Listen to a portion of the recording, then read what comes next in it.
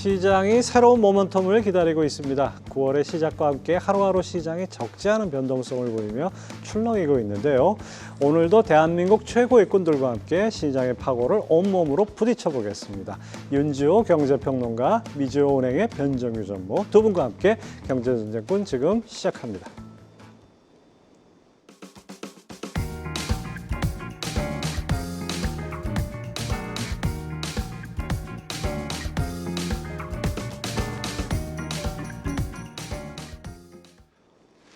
네, 두 분 어서 오십시오. 안녕하십니까. 네, 안녕하세요. 좀 지루한 느낌이 들어요. 네. 여름도 빨리 안 가고 시장도 지지부진하고 하니까 그런 느낌이 드는데 먼저 두 분 한 줄 평부터 네. 듣고 시작하겠습니다. 윤주호 평론가님, 불확실성의 강을 건너가고 있다. 그러니까 우리가 마치 9월에 어떤 블랙 스완적인 상황들을 막 생각하시는 분들도 있는 것 같아요. 과거 경험이 있잖아요. 뭔가 큰일이 터질 것 같다. 뭐 이러는데 저도 시장에 대해서 좀 8, 9월에 대해서 조심스러운 스탠스를 많이 말씀을 드렸는데 제가 좀 한 문장으로 건너간다는 표현을 쓴 거는 그러한 우려에 비해서는 상당히 잘 순탄하게 넘어가는 느낌이에요. 한 세 가지 정도인데요. 예. 어찌됐든 간에 우리 4월 이후에 상호 관세라는 게 상당히 두려웠어요. 관세라는 게 부과되면 관세는 결국 인플레를 가져오잖아요. 예. 소비자에 대한 세금이기 때문에. 가격이 전가될 수밖에 그렇죠. 없죠. 근데 이제 그럼에도 불구하고 인플레가 좀 최근에 올라오지만 이게 지속될 거냐, 일시적이냐에 대한 논란에서는 뭐 파월 의장도 말을 했지만 좀 일시적인 느낌이 강해지고 있고 어찌됐든 간에 지정학적 리스크도 러우 전쟁으로 대표되는 것도 뭔가 그래도 더 최악으로 가진 않을 느낌? 이제 끝이 좀 보이는. 그렇죠. 뭐 언제 끝날지 모르겠지만 여하튼 더 확전되는 느낌은 안 받고 있고요. 마지막으로 제일 중요한 거는 누가 뭐래도 재정에 대한 불신이 있죠. 뭐 이후에도 언제든지 이것 때문에 블랙스완이 올 수 있다 걱정들 하지 않습니까? 최근에 프랑스 이슈도 있고 영국도 그렇고 다들 불안해하지만 어찌됐든 간에 장기채가 완전히 좀 소외되어 있고 다 쇼포지션 구축하고 이런 분위기에서는 좀 벗어날 여지가 생겼다. 저는 사실 그런 측면에서 본다면 이러한 불확실성 구간이 좀 지나고 난다면 오히려 국내적 요인들, 우리가 물론 거버넌스 개혁이라든가 세법 개정에 좀 미진한 부분이 있지만 그래도 올 시장 한국 증시를 상대적으로 글로벌 대비해서 이기게 해주었던 그러한 두 가지 동력에 대한 가능성을 타진해 본 시기가 오지 않을까. 그래서 저는 오히려 한 문장으로는 불확실성의 강은 좀 완전히 건넜다는 아니지만 건너가고 있다 정도로 좀 말씀드리고 싶습니다. 뭐 9월 말쯤 되면 이제 건넜다 이렇게 얘기할 수 있겠죠. 사람들이 너무 두려워하죠. 추석 연휴를 두려워하는데 너무 뭐 길어요. 이럴 때 해야죠. 뭐 그냥 그 전에 사람들이 두려워할 때 좀 용기를 내보고 남들이 좀 뭐 너무나 상황을 쉽게 생각할 때 좀 두려워하고 이게 낫지 않을까 저는 싶습니다. 그렇습니다. 네. 예, 저도 100% 공감합니다. 자, 변정유 전무님 오랜만에 나와주셨는데 사면초가 파월 금리 인하 투항하나. 네, 이 사면초가라는 얘기는 그 예전에 그 중국에서 나온 거죠. 이제 그 항우의 초나라가 이렇게 굉장히 잘 나가다가 뭐 이렇게 졌잖아요. 그게 이제 즉위 바로 앞서서 이제 초나라 군사들이 시리에 빠져 있으니까 투항하라는 의미에서 초나라의 향수병을 일으키기 위해서 병사들의 이렇게 사방에서 초나라 노래 피리를 불렀다 이런 얘기거든요. 그건 뭐냐면 지금 약간 파월이 그러한 위험, 어떻게 보면 어려운 시기에 지금 다다르지 않았나 이런 생각이 들어요.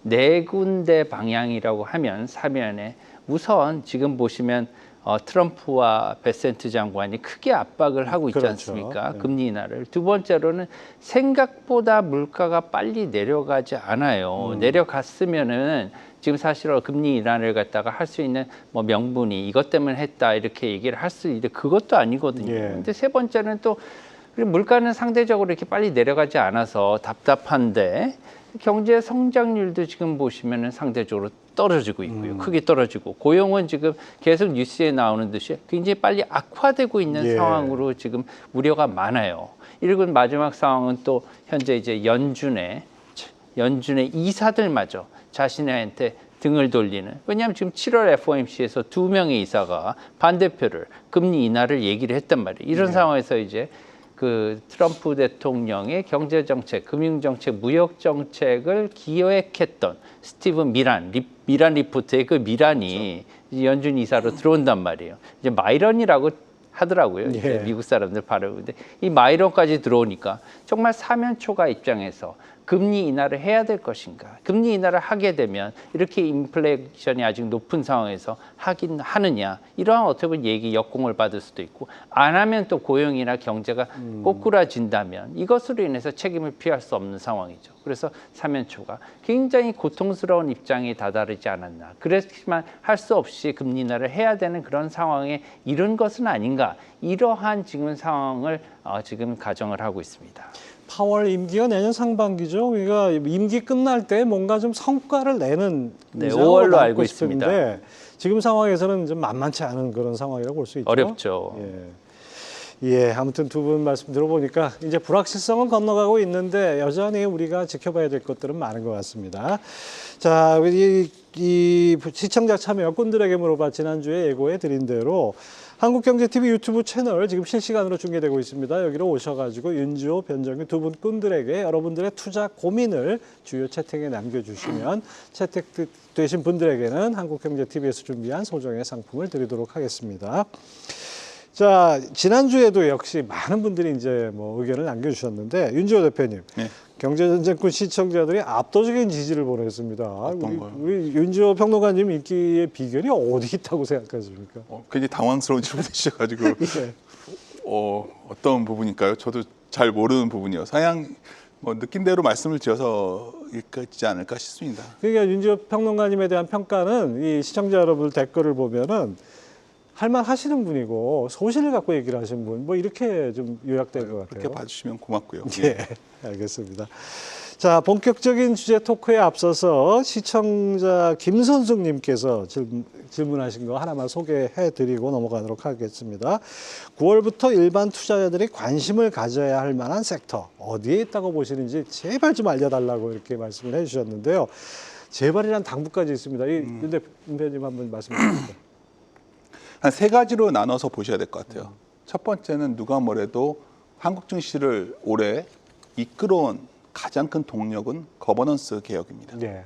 그건 두 가지로 구성돼 있죠. 그럼 상법 개정이라는 동력이 있고 또 하나는 바로 배당소득 분리과세라는 게 있습니다. 근데 배당소득 그 세법 관련돼서는 약간 후퇴하는 느낌이 있기 때문에 그 관련된 소위 금융 지주들이 좀 약간 흔들리는 경향이 있죠. 뭐 기술적으로 좋지만 반면에 앞으로 3차 어떤 상법 개정에 가면 자사주 소위 소각 이슈도 나오기 예. 때문에 저는 이쪽에 관련된 포트폴리오, 결국 지주사 중에서 종목은 하나 좀 골라야 된다 보고 있습니다. 상대적으로 지주사 내에서 밸류 매력이 있고 앞으로 사업형 지주사로 바뀔 수 있는 것들, 뭐 이런 것을 찾아보시면 뭐 특정 종목 말씀드리기가 좀 그래서 예. 그런데 뭐 떠올리시는 기업들이 좀 있을 것 같아요. 그리고 그런 게 하나가 첫 번째 종목이 있었으면 좋겠고 두 번째 누가 뭐래도 주식이라는 거는 결국 실적의 방향성이 좋아야 됩니다. 뭐 애널리스트가 한 분기 한 분기 실적을 어떻게 맞추겠습니까? 예. 뭐 1년 뒤는 더 못 맞춥니다. 저희가 할 수 있는 거는 이런 거예요. 그러니까 1년 뒤에 어떤 산업이 좋아지고 있다. 이 정도 캐치해서 우리가 주가를 밸류해내 할 수밖에 없습니다. 이게 상식입니다. 그러면 그렇죠. 예. 내년이나 내후년까지 상당히 좋아지는 거 우리 다 알고 있는 게 있어요. 조선이 좋아지는데 이건 뭔가 많이들 인기를 끄는 것 같아요. 또 남은 거는 어찌됐든 간에 미국의 대규모 투자가 들어갑니다. 돈들이 들어가서 그게 주식에 온지 아닌지 모르겠지만 산업에 들어가는 건 분명해 보여요. 그러면 전력시설이나 이런 쪽이 좋아지기 때문에 특히 한국의 여러 가지 변압기 같은 기업들도 되게 좋아집니다. 예. 그런 소위 주도주 내에서 성장이 나오는 종목 내에서 종목을 고르는 것도 두 번째 아이디어로 드리고 싶고요.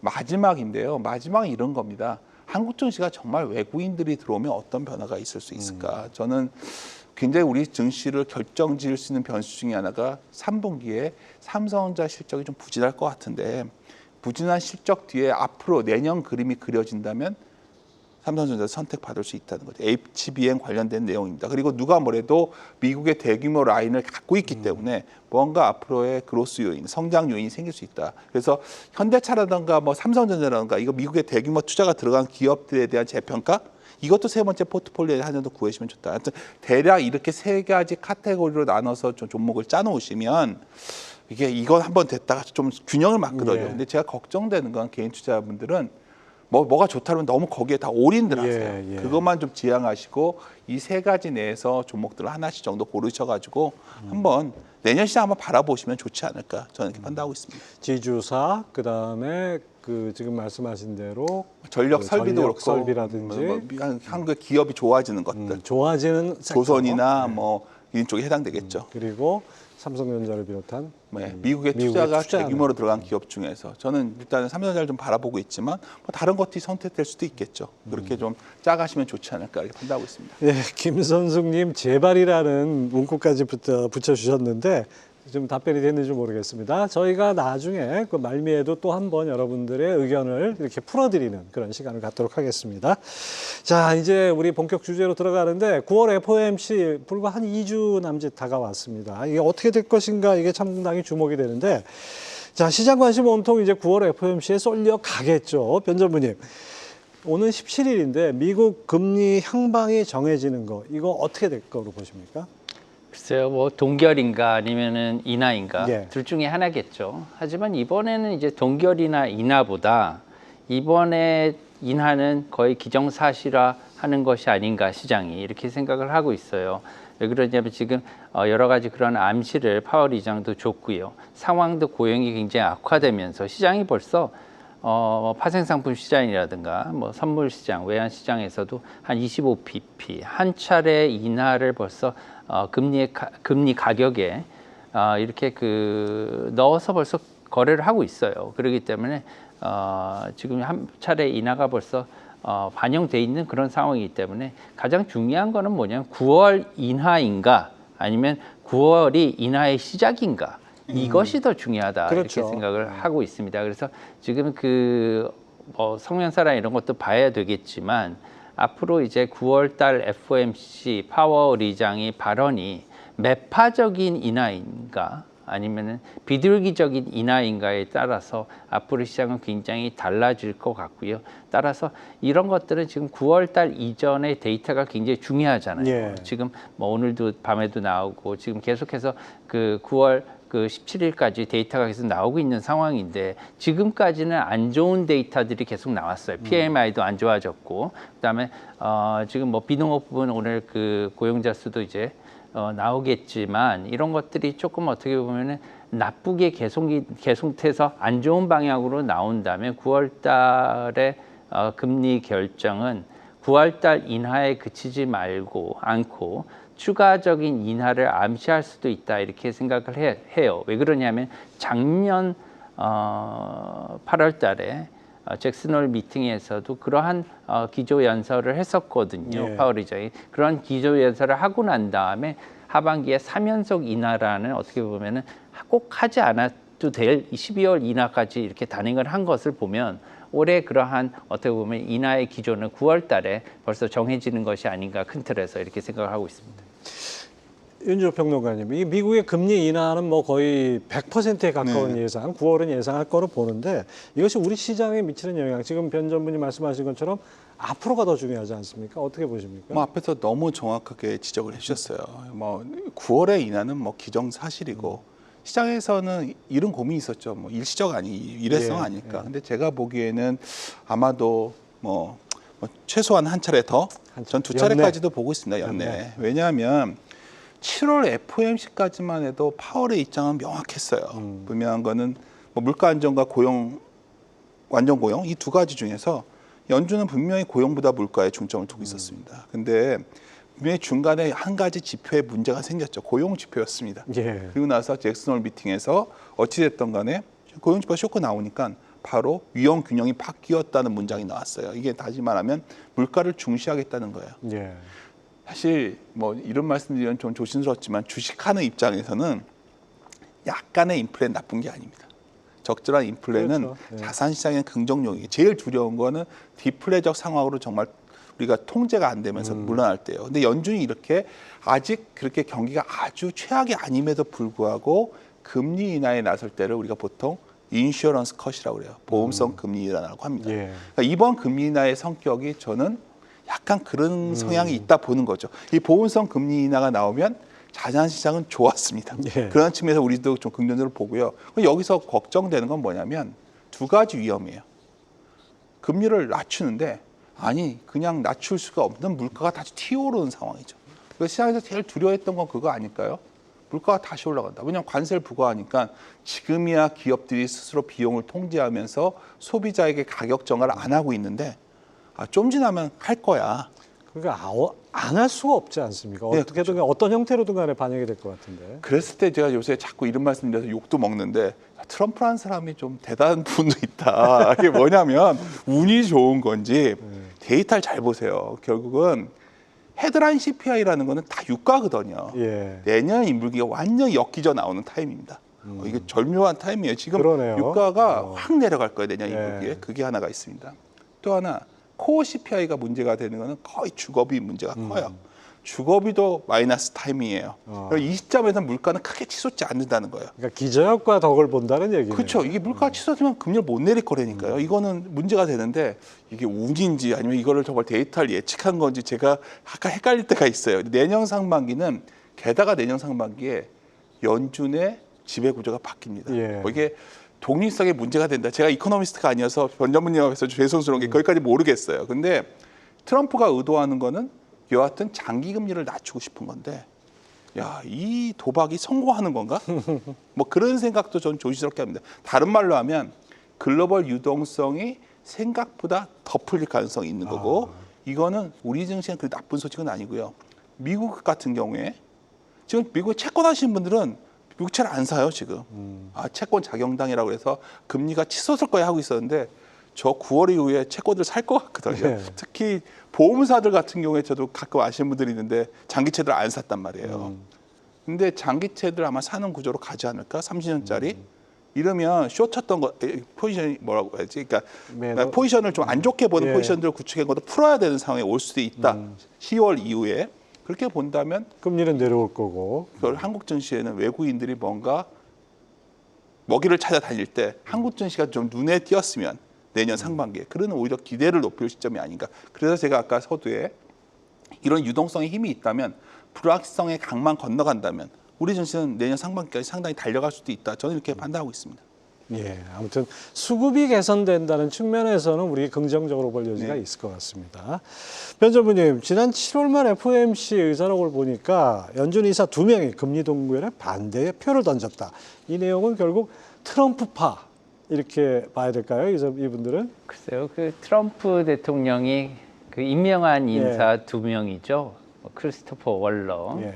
미셸 보우만 이 두 분이 사실은 오묘하게도 차기 이제 연준 의장 후보군에도 들어가 있습니다. 두 분이 다. 그래서 이 두 분이 이제 반대표를 던졌는데 물론 파월 의장도 트럼프가 임명한 인사잖아요. 예. 예, 그렇기 때문에 어떻게 될지 모르지만 지금 일단 이 두 분이 반대표를 던졌고 그건 뭐냐면 연준 내 금리 인하를 원하는 기류가 생겼다는 거예요. 분명히 이제 그 생겼고 이제 그 스티븐 마이론까지 들어가면 세 분의 확실한 이렇게 인사가 들어가면서 파월 의장이 조금 더 궁지에 몰리는 이러한 상황이 될 수도 있다. 특히나 연준 이사 2명이 한꺼번에 반대표를 던졌다는 거는 보통 만장일치잖아요. 예. FOMC는 대부분 만장일치거든요. 그리고 이제 90년대 뭐 하나의 반대표라도 이제 찾아보려면 이제 90년대로 가야 되는데 이것도 또한 연준 이사들이 아니라 지역은행 총재들이에요. 지역은행 총재들은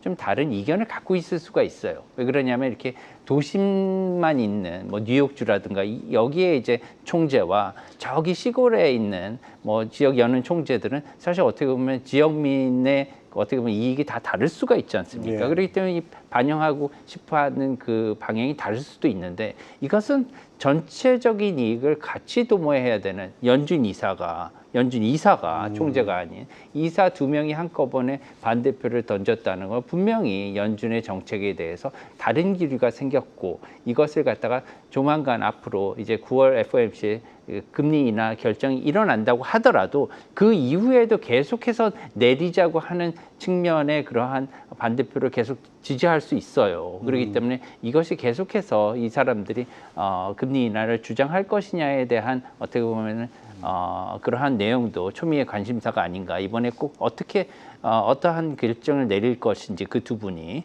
이런 것도 굉장히 잘 봐야 될 것 같아요. 대부분 누가 이제 그 점도표에서 뭐 이걸 던졌는지는 몰라도 대충 이제 보면 그 뒤에 이제 언론에서 말하는 그런 발언에서 알 수가 있거든요. 한번 보시죠. 예.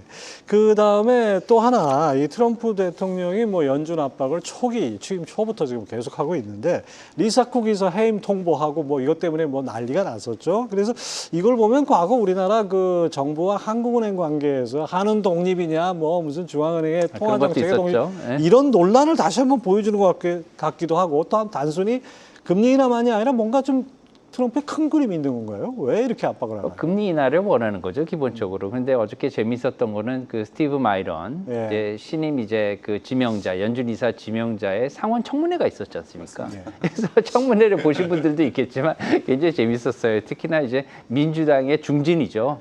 이제 워런 뭐 의원 같은 경우에는 굉장히 여러 가지 송곳 질문들을 많이 했습니다. 그 중에 이제 제가 이제 기억에 남는 거 하나는 뭐냐면 2020년도 대선에서 누가 승리했느냐.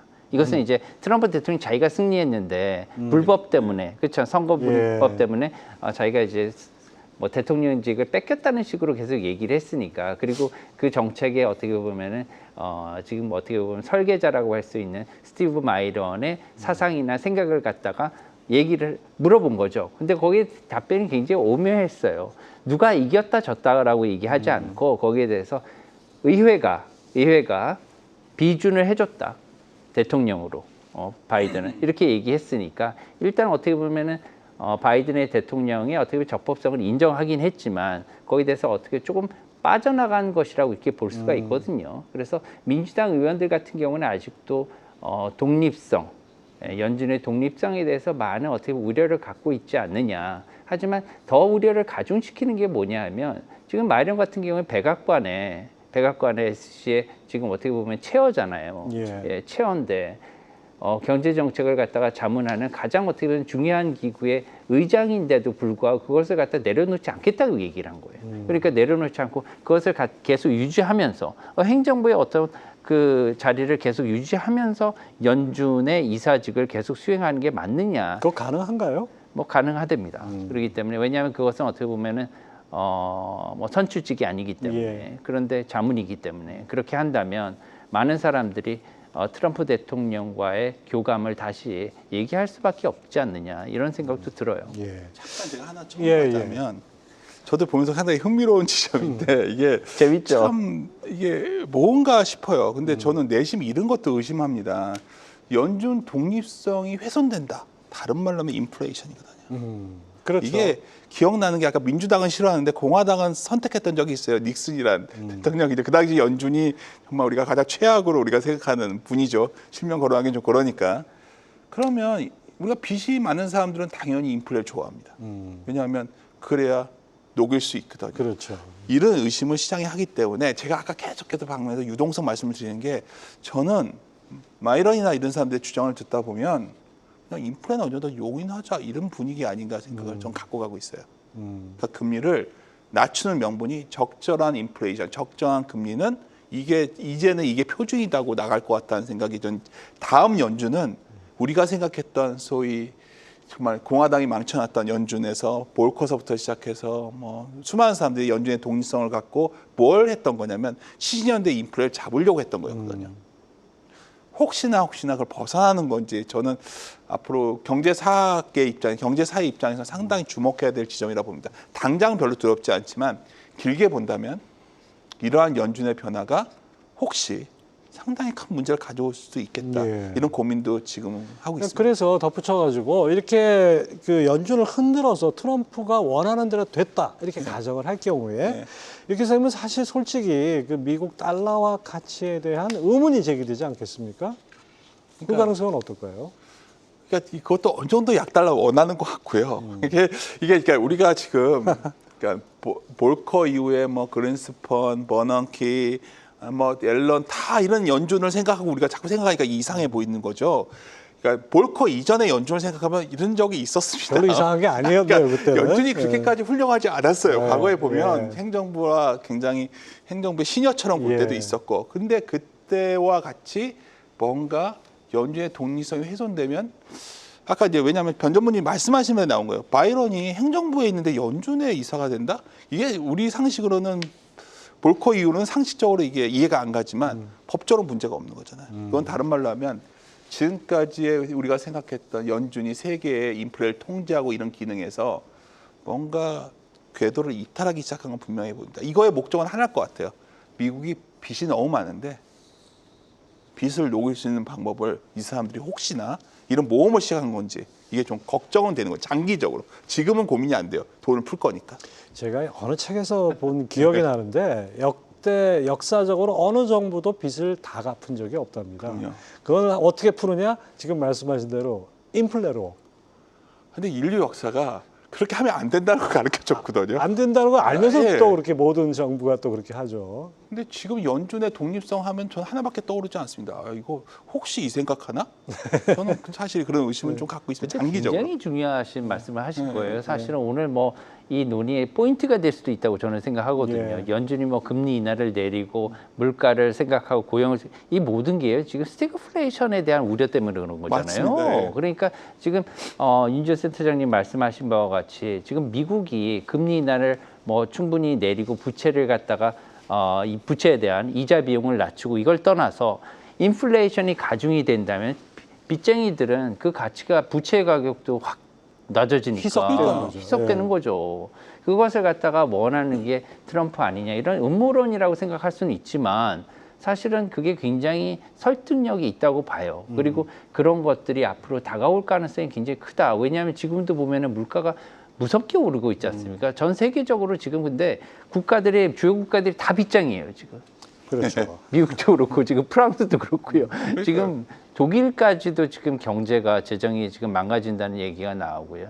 뭐 일본과 같은 경우 벌써 많이 망가졌고요. 그리고 이런 것들을 갖다가 지금 모든 국가들이 뭐 개인들만 지금 뭐 카드를 갖다가 돌려서 막는 게 아니라 지금 뭐 국가들도 지금 미국과 같은 경우에도 지금 소위 카드깡이라는 걸 하고 있는 거예요. 계속해서 채권을 발행해가지고 이것으로 이자를 막고 있는 거거든요. 그러니까 이런 것들은 분명히 이제 인플레이션으로 귀결이 될 것이고 시청자분들은 오늘 인플레이션은 굉장히 가능성이 높고 이것에 대해서 우리가 어떻게 해지를 하고 대비를 해야 되는가. 그쵸. 이것에 포커스를 맞춰야 된다고 생각해요. 두 분이 아주 중요한 말씀을 해주셨는데 인플레 가능성 지금 뭐 연준이 금리 내리면 인플레 잡혔구나 우리가 흔히 상식적으로 생각했는데 그렇지 않을 가능성도 있다는 걸 지금 지적을 해주셨고 그 대비를 해야 된다 말씀해 주셨어요. 길게 봐야죠. 길게 네. 보면 그 길로 가는데 당장은 그러기 위해서 돈을 푸는 시기면 인플레 해지를 위한 액션이 나옵니다. 인플레 해지의 액션이 뭐냐면 뭘 사야 돼요. 예. 자산을 갖고 있어요. 그렇죠. 제가 주식을 말씀드리기에 뭐 주식이 기업의 이익 성장으로 한다면 세계 경제가 갑자기 확 좋아지겠습니까? 지금 입장에서는 그 고민이 시작된 거예요. 그러니까 제가 봤을 때는 뭐 내년은 특히 상반기가 왜 좋아 보이냐? 다행스럽게도 돈을 푸는데 아까 말씀드린 유가는 역기저가 생기고 어쨌든 간에 연준도 통제에 들어가면 이때는 괜찮은데 이게 누적이 되는 어떤 순간이 온다면 변 전무님 말씀하신 대로 야 이거 혹시 스태그 가는 거야? 이 질문이 나오면 그때는 도망을 가야겠죠. 근데 당장은 아니라는 점은 꼭 잊지 마십시오. 오늘 이렇게 말씀드렸다고 이게 지금 얘기는 아니니까요. 좀 뒤에 얘기니까 좀 그때 가서 고민해 정말 우리가 이 투자를 하면서 이 흐름을 잘 탄다 그러면 정말 좋겠는데 이건 뭐 거의 신의 영역이니까 참 쉽지는 않은 것 같습니다. 매크로라는 게 많은 분들이 저도 이제 오면 산업 얘기하는 거 좋아하지만 변 전무님 오시니까 저도 즐겁게 얘기를 하는 게 매크로가 중요합니다. 예. 큰 흐름을 볼 때는 지금이 인플레이션 해지를 해야 될 때냐에 대한 판단이 돼야 주식이 좋아 보이는 거지. 예. 인플레 해지라는 프레임을 안 갖고 시장을 바라보면 맨날 상법 개정만 바라보고 있을 거예요. 그렇게 보면 주식 투자할 수가 없는 겁니다. 예. 예, 그 말씀을 예. 좀 강조드리고 싶어요. 예, 오늘 또 하나 배웠습니다. 예. 자, 말이 나온 김에 환율 얘기도 좀 해보죠. 이 원달러 환율이 뭐 약달러 가는 가능성이 있다 그러지만 지금 우리 경우에는 심리적 저항선이라고 하는 1,400원 바짝 다가서 있어요. 이거 어떻게 하반기 환율은 어떻게 보십니까? 지금 사실은 뭐 많이 빨리 떨어질 것으로 이렇게 사람들이 예, 생각했지만 기대를 했었죠. 예. 그거보다는 이제 아직 그 빨리 안 떨어지고 있는 그런 상황이에요. 가장 큰 거는 이제 달러의 기준금리 그리고 우리나라 원화의 기준금리 역전폭이 아직도 미국은 이제 기준금리 상단이 4.5%잖아요. 우리나라는 2.5%. 예. 2%포인트의 갭이 아직 있는 겁니다. 보통 일반적인 경우라면 미국이 신용등급도 높고 더 강대국이기 때문에 돈을 빌릴 때 싸게 빌려야 되잖아요. 근데 미국의 어떻게 보면 이자율이 지금 더 높은 상황이에요. 예. 그러니까 달러가 안 그래도 기축통화인데 여기에 이자도 더 많이 줘요. 그러니까 미국의 달러를 더 선호하게 되는 그런 현상이죠. 그렇게 상대적으로 우리나라 원화는 어떻게 보면은 선호도가 떨어지는 그런 상황인데 이게 이제 1% 아니면 역전이 다시 해소가 된다든가 이렇게 되면은 환율도 거기에 따라서 변합니다. 왜냐하면 이 환율도요 각 두 통화 간의 교환 가치이기 때문에 예. 이 교환 가치를 반영하는 거기 때문에 두 나라의 기준금리 차를 반영을 해요. 그렇기 때문에 달러의 기준금리가 하반기에 아까 윤주 센터장님이 말씀하신 것처럼 좀 공격적으로 미국의 연준이 내린다. 저는 그렇게 가능성이 충분히 있다고 보거든요. 지금 상황은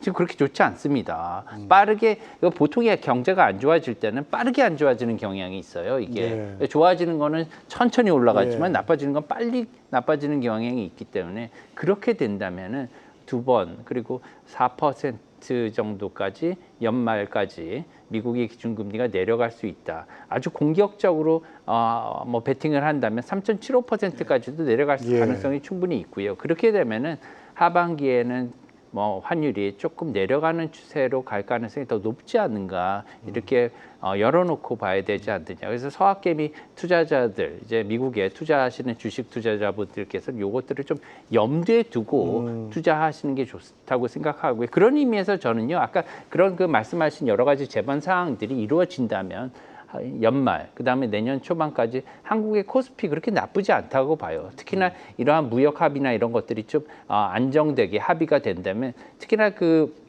외국인 투자자들이 제일 싫어하는 게 뭐냐면 이 정치적인 불안정이거든요. 이런 정치적인 불안정이 일단 합의가 다 끝나면 뭐 일본 시장이라든가 한국 시장으로 유입되는 투자자들이 늘어나지 않을까 저는 이렇게 생각을 하고 있습니다. 예. 자, 이게 뭐 환율이 변동하니까 또 금값이 뛰고 사실 저는 금값이라는 거는 이게 금 가치가 뭐 별도로 움직인다기보다는 달러 가치의 역수인 것 같아요. 맞습니다. 뭐 그렇게 해서 지금 뭐 JP모건 내년에 금이 4,250달러까지 간다. 온스당. 이렇게까지 나갔어요. 이 황금 열풍 계속될 거로 보십니까? 제 개인적인 말씀이 좀 그런데 제가 퇴직할 때 금을 받았거든요. 회사에서 퇴직 그걸 금 주는데 열쇠 뭐 이런 거 주죠. 제가 와이프한테 한 말이 있습니다. 갖고 있어라. 갖고 있어라. 예. 왜냐하면 아까 제가 아이디어를 드린 게 인플레이션이죠. 달러에 대한 것보다 인플레이션 해지 상품에서 일단 처음에 떠오르는 게 금이기 때문에 이게 뭐 금의 가치가 뭐가 따로 있겠습니까? 이런 흐름이 나오고 있고 또 하나는 어떻게 보면 모든 게 주식부터 비롯해서 뭔가 뭘 사야 되는 상황입니다. 예. 현금은 분명한 거는 캐시는 현금을 갖고 있으면 인플레 때 그냥 앉아서 가치가 앉아서 줄어드는 같이 있잖아요. 거고 그러면 자산을 금이 가지고 그런 의미에서 바라보신다면 금의 랠리가 뭐 여기서 뭐 이걸 무의미하다는 거죠. 언제 꺾일지 모르지만 그렇다고 지금 내려올 때는 아니라는 게 기본적인 생각이고요. 금 외에 더 중요한 거는 여러 가지 커머더티 시장이 움직일 여지가 있어요. 이렇게 되면. 그래서 오히려 저는 좀 투자자분들은 커머디티, 저희 상품 시장 쪽에 좀 더 아이디어를 찾아보시는 것도 대체 투자 시각에서 상당히 고민할 시기가 되었다. 저는 이렇게 판단하고 있습니다. 예, 그렇습니다. 일본도 지금 물가 난리라 그러죠. 일본이 그 디플레 국가라고 했는데 인플레가 일본에서 뭐 곧 착화되고 있다 뭐 이런 얘기가 나오는데 우리도 걱정이에요. 옆 나라에 물이 흐르면은요 홍수가 나면 우리나라도 홍수의 영향을 받습니다. 그렇죠. 한 군데 이렇게 자금이라는 게 글로벌리 왔다 갔다 하니까. 그러니까요. 그런데 지금 일본에서 이제 한국산 쌀이 수입되는 족족 뭐 매진이 된다고 완판이 되고 있다고 우리나라 하는데 쌀값도 많이 올랐죠. 그러니까요. 우리나라 쌀값도 많이 오르고 이런 물가들이 전방위적으로 많이 오를 수 있다고 이렇게 생각하는데 일본과 같은 경우는 이게 진짜 심각해요. 그래서 연일 지금 나오는 게 뭐냐면 이시바 총리의 퇴임설이 나오고 있지 않습니까? 이것이 만든 가장 기본적인 근저에는 일본 사람들이 국민들이 못 살겠다는 것이 지금 내재가 돼 있어요. 왜냐하면 물가가 너무 올라서 외국인들은 와서 쇼핑하고 뭐 우리나라 와가지고 초밥 먹고 이런 것들이 다 좋은데 왜냐하면 일본 엔저 때문에 싸니까. 그런데 지금 자기네 나라들은 지금 그런 관광객들의 그런 효용을 하나도 못 느끼고 있고 우리는 지금 살기 힘들어 죽겠다. 이런 물가 올라서. 물가가 올라서. 왜냐하면 외국인들은 싸게 느꼈지만 우리나라는 일본과 같은 경우에 너무 비싸졌다는 거예요, 사기가. 그러니까 살기가 너무 어려워졌으니까, 팍팍해졌으니까 일본 국민들이 이런 거에 대해서 굉장히 어떻게 보면 선거에 이것을 반영한 결과가 이시바 총리가 이번에 사임을 할 수밖에 없는 이런 코너에 몰리지 않았냐. 특히나 간사장을 비롯해서 4명의 중진이 측근이 지금 사임한 상태고, 이분들도 이시바 총리가 사임을 했으면 좋겠다고 권유를 한 상황. 게다가 이시바 총리 같은 경우에는 지금 뭐 대국민 발표에서 적절한 시기에 내가 뭐 처신을 할 거다, 예. 결정을 할 거다 이렇게 했지만, 앞으로 이것이 굉장히 어떻게 보면 전국에 불안을 일으킬 거고, 문제는 뭐냐면 이시바 총리 같은 경우는 저번 참여 선거에서도 조금 이제 세금에 대해서 잘 써야 된다는 입장이었거든요. 그래서 뭐 소비세 같은 경우에도 내려주거나 이런 것들에 대해서 좀 반대적인 입장을 생각을 했었어요. 왜냐하면 지금 일본의 정부 부채가 너무 높으니까. 그렇지만 이런 것들이 이제 이시바 총리가 바뀌게 된다면 일본의 부채 문제가 더욱 심각해지지 않을까, 이런 우려가 있는 거죠. 예. 일본의 또 어떤 정치적인 변수도 우리가 또 기억을 해야 될 것 같습니다. 자, 두 번째 주제로 정치 또는 정책이 K 증시의 향방을 가른다, 이렇게 또 준비했는데요. 사실 이제 세제 개편안 나온 다음에 지금 거의 한 2달 가까이 증시가 좀 힘이 없는 상황. 뭐 투자자들의 체감 지수는 지금 현재 지수 상태보다 많이 내려와 있는 것 같고, 좀처럼 힘을 못 쓰고 피로도도 높아진 것 같아요. 이건 어떻게 보십니까? 그러니까 외부 요인은 오늘 변 전문이랑 얘기를 나눈 과정에서도 느꼈겠지만, 상황이 좋지는 않지만 어떻게든지 타개하기 위한 돈풀기가 나오기 때문에 증시의 유동성 공급은 될 것이다. 뭐 파국은 아니다. 블랙스완은 없다. 그러면 이제 국내 모멘텀이 중요한데, 알다시피 2가지 엔진으로 우리 시장은 움직이고 있었어요. 예.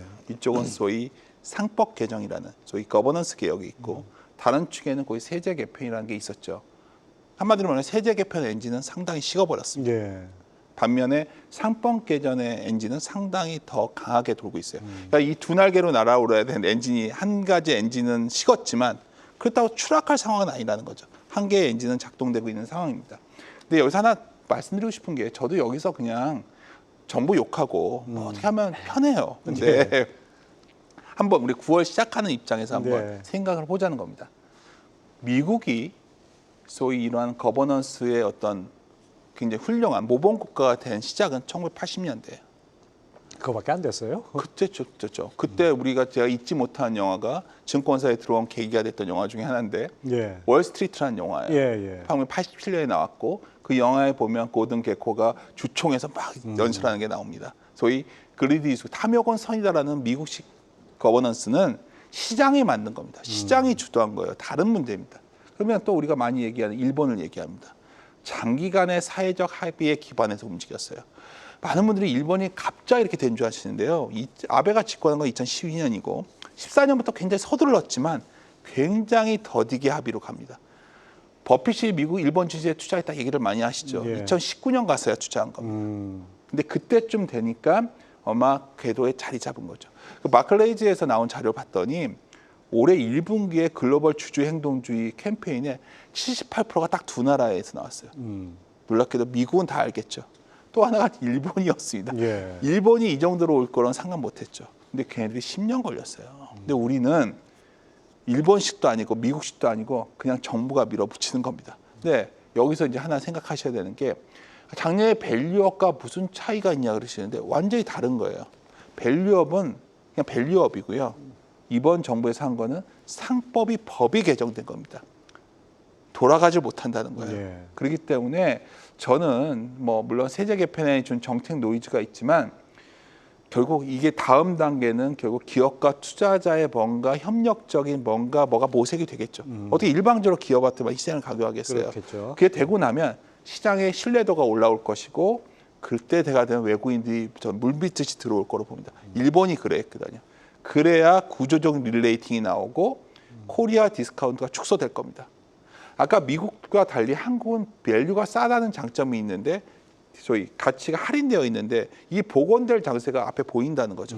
내가 말씀드렸지만 지금 정부 제가 뭐 특별한 정치 성향이 있는 것도 아니고 잘한다 못한다 비판하기 전에 이 방향을 그러면 되돌아서 과거로 돌아갈 거냐 질문을 한다면 돌아가지 않는다고 본다면 긍정적으로 보시는 게 맞고요. 그런 측면에서 본다면 저는 최근에 3차 상법 개정이 결국 자사주 예, 관련된 소각. 예. 이거는 잘 기억을 되돌려 보시면 2019년에 여의도에서 가장 놀라웠던 사건이 하나 있어요. 날털리라는 행동주의 펀드가 우리나라 의회에 행정부에 서신을 보냈어요. 그때 항목들의 자사주 소각도 있고 뭐 집중 투표제도 있고 그랬습니다. 당시에 제가 기억이 나요. 이 달턴 이상한 애들 아니야? 어떻게 이런 걸 요구하지? 투기 자본이다 뭐 이런 거. 아니 저도 그랬어요. 이거는 좀 심한데 그게 법제화된 겁니다. 그럼 외국인들이 19년에 요구했던 서한들이 법제화되고 정착되는 과정만 지나고 나면 들어오겠죠. 그러면 투자는 그때 하는 게 맞습니까? 지금 하는 게 맞습니까? 제가 봤을 때는 지금부터 하는 게 맞다고 전 보고 있고 그러한 흐름에 대해서는 너무 우려하지 않으셨으면 좋겠어요. 물론 중간에 여러 가지 이슈로 출렁일 수 있겠지만 다행스럽게도 한국은 글로벌 유동성이 유입될 만한 매력적인 조건을 좀 예. 갖춰가고 있다는 점을 주목하신다면 정부에 대한 비판에 앞서서 가능성을 좀 타진하셔야 되지 않나 이렇게. 지금 아주 가르마를 잘 타주셨는데 그 우리가 지금 밸류업 프로그램 상법 개정을 네. 갖게 되는 이 부분하고 그 다음에 또 하나는 세법 개정안이 있는데 사실 두 가지가 올 상반기 우리 증시에 원동력이 되는데 문제는 세법 개정안에서 우리 이소영 그 민주당 의원의 말처럼 서울 아파트 평균 가격이 14억인데 대주주가 10억이 이게 말이 되느냐 뭐 이런 얘기를 했는데 이 세법 개정에서 뒤로 빠꾸란 표현이 좀 법배가 있죠. 뒤로 후퇴를 하다 보니까 뭐라 그럴까요? 투자자 여러분들 게시판에 남겨주신 글들도 그렇고 상당히 좀 비판적인 것 같습니다. 이 부분은 변정규 전문위원 어떻게 보십니까? 글쎄요, 여러 가지 이제 관점의 차이라고 봅니다.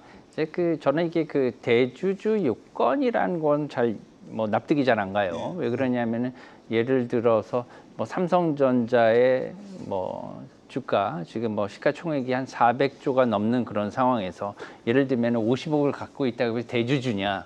그건 아니잖아요. 예.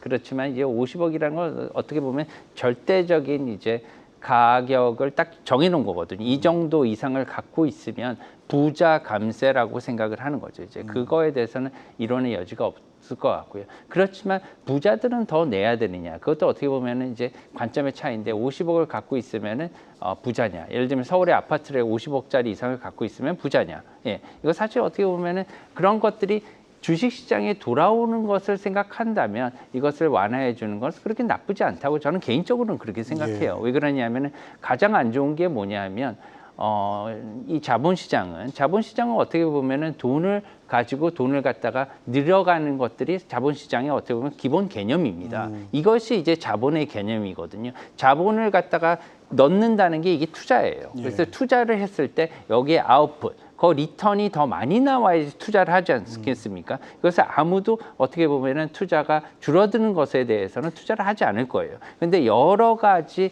그 성향의 투자자가 다 들어갈 수 있는 어떠한 제약이 없는 투자자가 제약이 없는 예를 들면은 50억 이상의 투자자들, 예를 들면 1,000억 가지고 있는 투자자들, 아니면 단 뭐 100만 원이나 200만 원을 가지고 투자를 하는 투자자도 어떻게 보면은 다 똑같은 호혜평등을 그러한 상황을 가지고 있는 기울어지지 않는 운동장이라 해야 된다. 저는 그렇게 생각하거든요. 그렇게 된다면은 조금 더 어떻게 보면 형평에 맞는 것보다는 정부의 아니면은 어떤 규제 이런 것들을 갖다 인위적으로 넣지 않는 것이 좋겠다. 왜냐하면은 규제를 많이 하는 자본시장은 가망성이 없다고 봅니다. 그렇죠. 예. 뭐 우리 흔히 이제 찬바람 불면은 배당주 챙겨야 된다 이런 얘기 네. 많이 하지 않습니까? 근데 이제 사실 이 대주주 요건도 요건이지만은 배당 분리과세 이게 시장에 또 관심 아니겠어요? 그게 가장 실망스러웠죠. 네. 사실 제가 아예 언급을 안 했던 게 저는 뭐 대주주 여건보다는 배당 분리과세를 보고 있으면 저 세율에 누가 매력을 느끼겠냐는 생각이 들어요. 이게 뭐 사실 이소영 의원 안이 뭐 대단한 아주 상식적인 수준에서 제시를 한 것 같고요. 미국은 단일 세제거든요. 물론 단일 세제라는 건 다른 세금을 걷기 때문에 그렇지만 너무 복잡합니다. 그래서 아직 이 부분에 대해서는 배당은 매우 중요하거든요. 주식의 밸류에이션을 결정짓는 가장 중요한 소위 요소 중에 하나이기 때문에 이거에 대해서는 좀 다시 한번 재고의 여지가 있었으면 좋겠다는 생각인데 이런 걸 다 관통하는 게 뭔가 저는 아까 변정우님 말씀 듣다 보니까 떠오른 건데 정말 현재 정부에서 상당히 재정에 대한 부담을 크게 느끼고 있구나. 이걸 이런 식으로밖에 풀 수 없나? 그런 거는 좀 정책 당국자가 보신다면 재정을 푸는 방법은 반드시 이 방법만 있지는 않을 것 같다는 생각이 들어서 그런 건 좀 아쉬움이 크다는 말씀 전하겠습니다. 주식 투자 인구가 과거와 이렇게 소수가 아니고 지금은 거의 뭐 인구의 절반 가까이, 경제활동의 절반 가까이 되다 보니까 이제는 정부도 이 부분을 의식 안 할 수가 없겠죠. 제가 그 모 기사를 봤는데요. 부정확할 수 있으니까 좀 이해해 주십시오. 2003년도에 우리나라의 주식 투자 인구가 직접 투자한 게 4점 몇 %였더라고요. 예. 놀라운 게 작년에 48%더라고요. 그러니까 인구의 반이 주식을 하는데 여기에 대해서 세금 문제를 저렇게 좀 저렇게 좀 약간 뭐라고 그러죠? 공론화가 되지 않은 상태에서 추진한다는 게 저는 이해가 안 가요. 그러니까 이게 옳다 그러다가 아니라 뭔가 좀 더 합의 기구가 돼야 된다는 거예요. 그러니까 일본에 비해서 우리가 떨어진 점이 이점 같아요. 일본은 거버넌스 개혁 이런 모든 세법 개혁이 장기에 걸쳐서 함의를 이끌어냈었거든요. 예. 최소한 그러한 절차적인 어떤 정당성이 확보되지 않은 게 좀 아쉽다는 거 말씀드립니다. 예. 여러 부류들이 정말 거기에 대해서 동의하는데요. 네. 여러 분야의 사람들이 참여를 해서 공론화를 그러니까요. 해서 의견을 갖다 왜냐하면은 그냥 소수의 의원들만 이것을 결정할 게 아니라 국민들이 참여를 하는 그런 공론회장을 열어줬으면 좋겠습니다. 예, 아무튼 뭐 이 부분은 뭐 정기국회가 이제 시작되고 했으니까 정부 여당 내에서도 또는 뭐 전체적으로도 뭐 논의가 좀 더 있지 않을까 생각을 해보겠습니다. 앞서도 말씀드렸지만 저희 유튜브 게시판 상당히 뜨겁습니다. 우리 시장에 꼭 필요한 점이 어떤 것인지 뭐 이런 얘기들을 우리가 이 부분에 대해서 여러분들의 뜨거운 성토가 이어지고 있는데요. 간단히 소개를 해드리면은 당주인님. 무분별한 전환사채 발행에 제동을 걸어라. 뭐 이런 의견을 또 주신 경우도 있고요. 그다음에 신광아님은 회사 돈으로 자사 주식 사서 경영권 방어에 쓰는 거는 배임이자 횡령이다. 이렇게 아주 좀 강하게 이렇게 말씀하시는 분들도 있습니다. 그래서 이분들 말처럼 새 정부의 바람대로 돈의 흐름이 부동산에서 증시로 흐르려면 바뀌어야 됩니다. 필요한 정책들, 제언들 게시판에 남겨주시면 추첨을 통해서 한국경제TV와 경제전쟁꾼이 여러분들에게 소정의 선물을 드리도록 하겠습니다. 자, 끝으로 우리 이제 추석이 다가오고 있고 추석이 긴 연휴 뒤에 이제 4분기를 맞게 되죠. 그래서 중요한 건 바로 이때부터인데 코스피가 많이 올라왔다 해도 사실 개인 투자자 계좌 사정 안 좋죠. 그래서 많이 물려 있는 분들이 많은데 한 발 빠르게 이제 좀 대장주를 점지를 해볼 수 있을까요? 왜 이렇게 마지막에 또 이렇게 어려운 질문을 해주셔가지고 대장주 아까 처음에 말씀드렸던 게 그걸 우리가 정확히 무슨 예언자처럼 이것이 대장이다 말할 수 있다면 제가 여기서 많은 시청자님들 앞에서 예. 갑자기 사기꾼이 되는 느낌을 받고요. 예. 아까 말씀드렸던 포트폴리오가 존재하는 거는 여러 가지 조합을 만드는 거죠. 그 조합을 한다면 아까 맨 처음에 말씀드렸던 걸 다시 한번 상기해 주셨으면 합니다. 중요한 건 우리 증시를 이끄는 가장 큰 힘 중에 하나 거버넌스 개혁이라고 본다면 지주사 같은 거에 하나 좀 골랐으면 좋겠고요. 다시 말씀드리지만 주식은 결국 이익의 성장 측면에서 매출 성장 측면에서 본다면 흔히 말하는 조선과 전 특히 원전 중에서 전력 이 부분이 좋아 예. 보입니다. 이거는 이 두 가지에서는 좀 골라 넣으셨으면 좋겠고 마지막에는 결국 좀 반도체죠. 반도체 같은 종목을 개인 투자자 입장에선 사놓고 좀 기다릴 수 있겠는가? 저는 조심스럽지만 3분기 실적이 삼성전자가 예를 들어서 좀 부진할 수 있겠지만 뭐 또 삼성전자냐 뭐 이렇게 쓸 수 있겠지만 그래도 개인 투자자들이 해볼 만한 한국의 대표 기업이라 본다면 또 내년 상반기를 바라보는 어떤 선택지에 넣어도 되지 않을까 이렇게 판단하고 있습니다. 예. 자, 변정부님 다시 또 이렇게 여쭤보고 싶은데요. 자, 부동산, 국내 주식, 미국 주식, 금, 채권 이 중에 어디다 투자하는 게 좋습니까? 갈수록 더 어려워지시네요, 이게. 이렇게 말씀을 드릴게요. 저 개인적으로 이렇게 생각하면 저는 이제 은행의 딜링룸에서 근무하는 매니저로서 이것을 갖다가 자산 배분을 어떻게 할 것인가 투자에 이것으로 귀결될 수 있을 것 같아요. 그렇게 되면 지금 아까 저희가 오늘 말씀드린 화두는 인플레이션 아닙니까? 지금 스태그플레이 이것은 정말로 중요한 게 뭐냐면 지금 또 하나의 화두가 AI와 스테이블 코인. 네. 예, 이 스테이블 코인은 사실 민주당 바이든 정권에서는 그 CBDC라고 중앙은행 디지털 화폐를 밀었거든요. 근데 지금은 이제 트럼프 대통령 하에서 스테이블 코인을 자기가 운영을 하는 회사로 이렇게 스테이블 코인을 발행하겠다 이렇게 전격적으로 바뀐 거예요. 스테이블 코인은 중앙은행이 아닙니다. 발행하는 아니죠. 게. 민간에서 민간이죠. 발행하는 거기 때문에 코인을 갖다가 감독하고 이것을 갖다가 규율하는 데 한계가 있어요. 그렇기 때문에 굉장히 많이 발행하고 달러화의 가치가 훼손될 가능성도 없지 않아 있습니다. 그렇기 때문에 이런 것들을 본다면 미국의 그 인플레이션이라든가 아니면은 여러 가지 코인이 달러화의 가격에 대해서는 앞으로 크게 조금 투자하기 어렵지 않느냐, 저는 개인적으로 이렇게 생각해요. 그렇기 때문에 현금의 유동성을 상당히 많이 줄일 것으로 생각하고요. 일단은 부동산 같은 경우 우량 부동산은 되게 좋다고 생각합니다. 네. 이런 것들을 우량 부동산은 많이 느릴 것 같고요. 그다음에 국내 주식 같은 경우에 달러보다는 지금 우리나라 원화에 대해서 가치가 앞으로 더 상승할 것이라 네. 생각하기 때문에 환율이 내려간 원달러 내려갈 그래서 거고. 국내 주식 그리고 원화에 대한 익스포저를 더 이제 노출을 더 늘릴 거고요.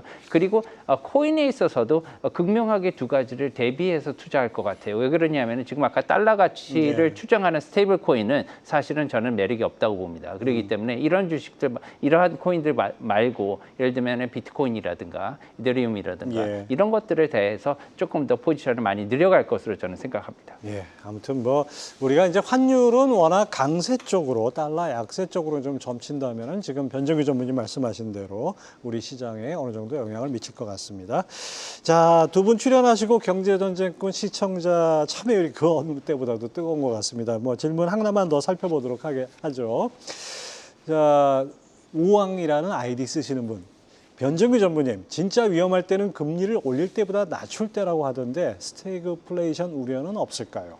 굉장히 어느 때보다 높은 상황이라고 말씀을 드릴 수가 있겠어요. 저는 지금 단정해서 얘기하기는 별로 이렇게 좋아하는 편은 아닙니다. 하지만 오늘 지금 그 화두가 스태그플레이션의 귀결이 됐듯이 지금 미국의 트럼프 대통령 그것을 두려워하지 않고 심지어 그것을 갖다가 조장할 수 있는 그런 가능성까지 내포됐다고 볼 때, 왜냐하면 지금 미국의 부채를 낮춰야지 마가 정책이 성공을 할 네. 거고, 부채를 낮추기 위해서 금리 인하를 하고 그다음에 인플레이션이 올라가면은 그만큼 부채의 가치도 떨어지기 때문에 그것을 갖다가 인식을 할 수도 있을 거라고 생각해요. 그것을 갖다가 정책으로 표면적으로 내세우기는 절대 불가능하지만 이것이 일어났을 때는 미국의 부채는 감당할 수 있는 수준이 앞으로 수년 내에 될 수 있다면 그것을 하지 않을 이유도 없지 예. 않느냐, 이런 생각도 듭니다. 예, 하여튼 스태그플레이션, 물가가 오르면서 경기가 나빠지는 아주 제일 안 좋은 상황인데 이것은 오지 않도록 좀 잘 관리했으면 좋겠습니다. 두 분 오늘 말씀 감사합니다. 예. 감사합니다.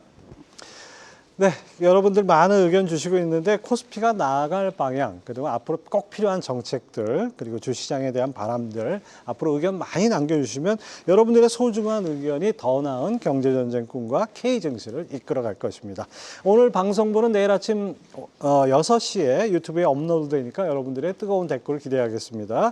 7시라고 합니다. 그리고 경제전쟁꾼 마치겠습니다. 다음 주에도 오후 6시, 금요일 오후 6시에 더 나은 인사이트로 찾아뵙습니다. 시청해주신 여러분 감사합니다.